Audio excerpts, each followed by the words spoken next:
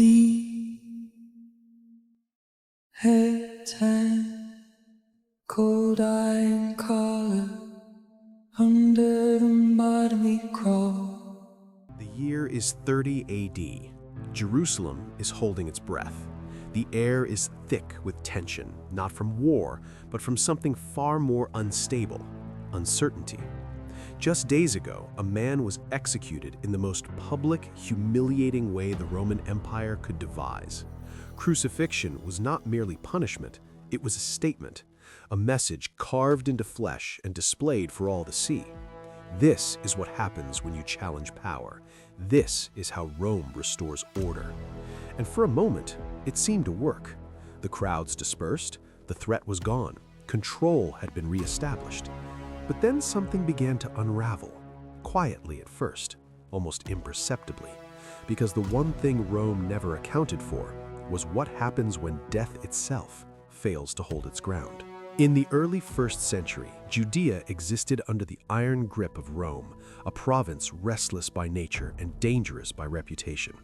The memory of independence was still fresh, and every generation carried within it the quiet hope of liberation. Rome understood this well. It governed not just through military force, but through psychological dominance.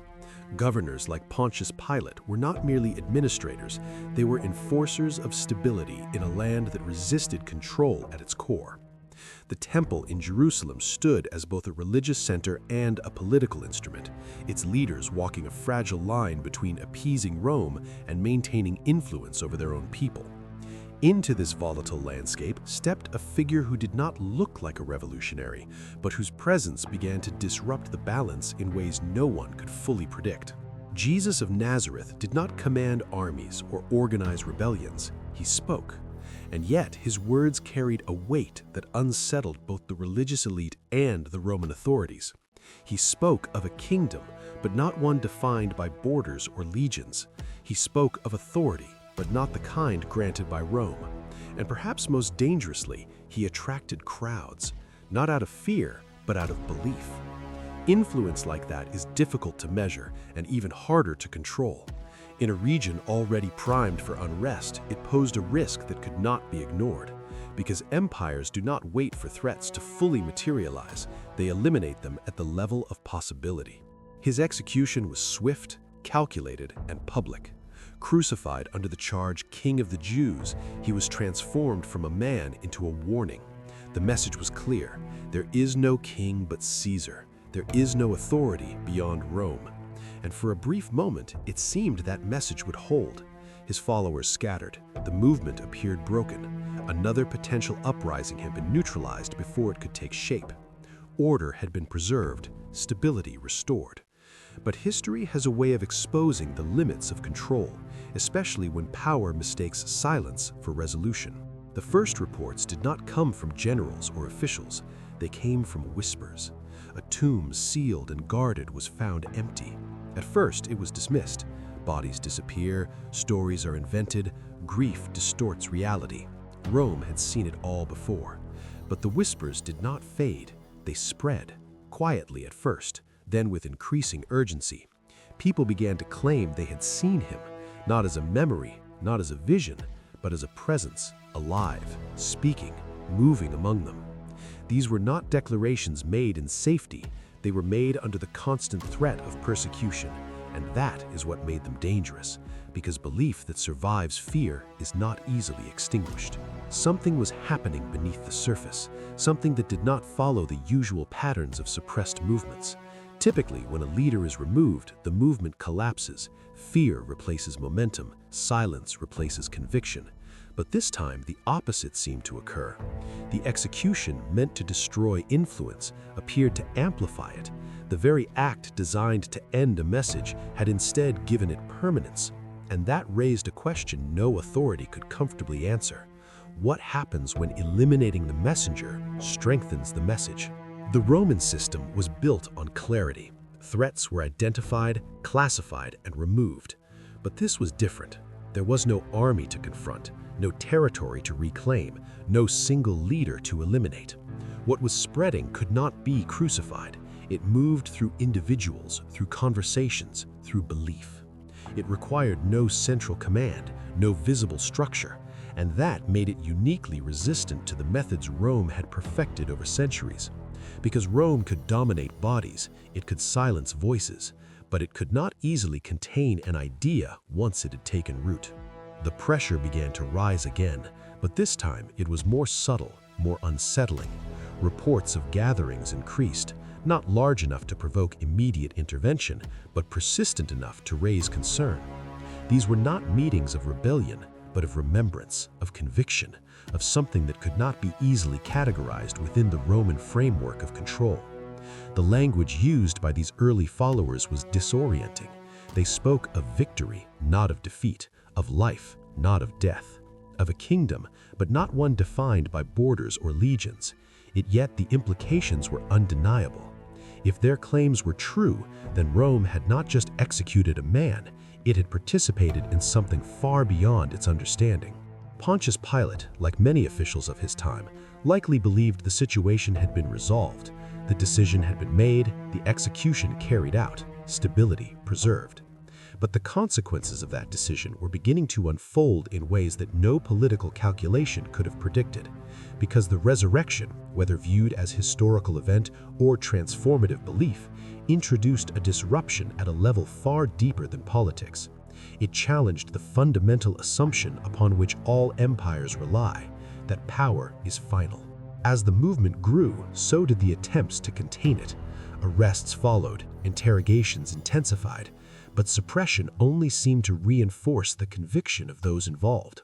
This was not the behavior of a movement built on convenience or advantage. It was the behavior of individuals who believed they had witnessed something that redefined reality itself. And that is where the balance began to shift. Because once people stop fearing death, the primary tool of imperial control begins to lose its effectiveness. The implications were profound. Rome's authority depended not only on its military strength, but on its ability to enforce consequences. Crucifixion was its ultimate deterrent, a brutal reminder of what awaited those who defied it. But if death was no longer perceived as the end, then the deterrent lost its power. And without that fear, control becomes significantly more difficult to maintain. This was not a rebellion in the traditional sense. It was something far more destabilizing, a transformation in how people understood power, life, and authority. The story did not explode overnight. It expanded gradually, moving beyond Jerusalem into the wider Roman world. Cities that had never heard of the original execution began to encounter its aftermath.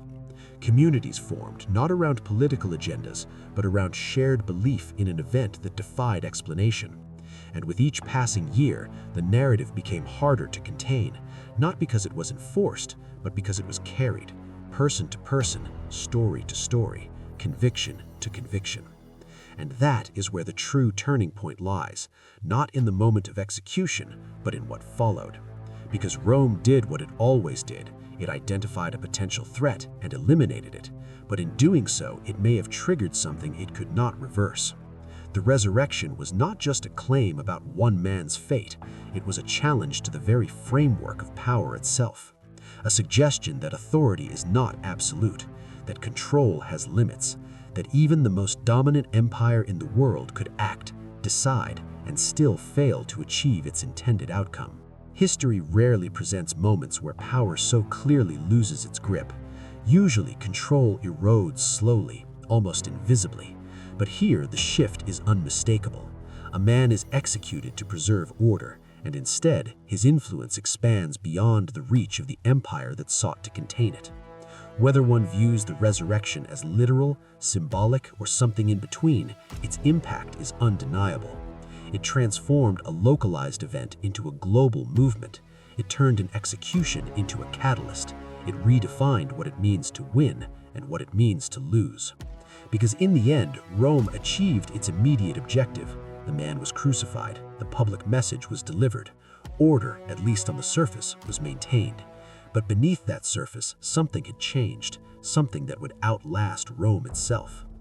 Empires rise through control, through force, through the ability to shape reality according to their will. But every empire eventually encounters something it cannot fully suppress, not because it lacks strength, but because some forces operate outside the boundaries of power. The resurrection represents one of those moments, a point where the logic of empire collided with something it could not fully explain or contain, a moment where the tools of control, fear, force, execution were applied and the outcome defied expectation. And that's what makes it so enduring, not just as a religious narrative, but as a historical turning point, a moment where power acted decisively and still lost control. So when we look back at that week in Jerusalem, it's easy to focus on the visible events, the arrest, the trial, the crucifixion, but the true story may lie in what followed, in the quiet, persistent spread of an idea that refused to die, in the transformation of fear into conviction, in the realization that control, no matter how absolute it appears, always has its limits. Because history is not only shaped by those who hold power, it is shaped by those who redefine it. If this changed the way you see one of the most pivotal moments in history, subscribe to the channel and turn on